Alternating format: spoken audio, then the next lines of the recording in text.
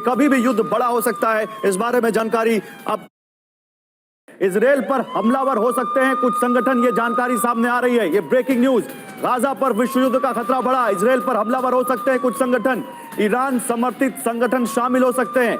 Iran के शामिल होने पर अमेरिका का आना तय है, यानी ईरान समर्थित कुछ संगठन अब इसमें आ सकते हैं। और ये गाजा का ये युद्ध है, ये कब विश्व युद्ध में बदल जाए ये कोई नहीं जानता। ये कभी भी युद्ध बड़ा हो सकता है, इस बारे में जानकारी। अब देखिए, आपको दिखाते हैं कि यहां पर कैसे ये पूरा मामला बड़ा हो रहा है। आपको समझाते हैं कि एक अकेले इजराइल कैसे दुनिया के 57 मुस्लिम देशों के खिलाफ खड़ा है, या एक अकेले इजराइल के खिलाफ दुनिया के 57 मुस्लिम देश कैसे एकजुट हो गए।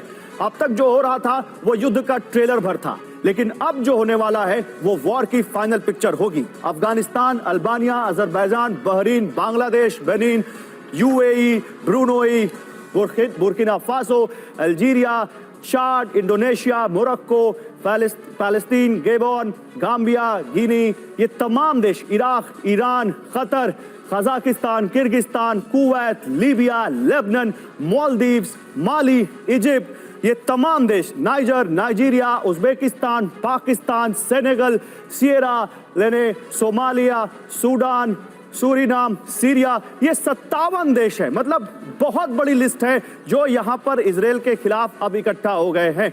ग्रुप कैप्टन डीके पांडे साहब, प्लीज आप यहां पर ज्वाइन करिए। ये 57 देश और जिस तरह का रिएक्शन दे रहे हैं, आपको लगता है इजराइल की मुश्किलें अब और बढ़ेंगी, या अमेरिका के इस तरह से खुलकर साथ आने के बाद उनको अब ढांढस मिला होगा और उनको लगा होगा कि अब हम निपट लेंगे?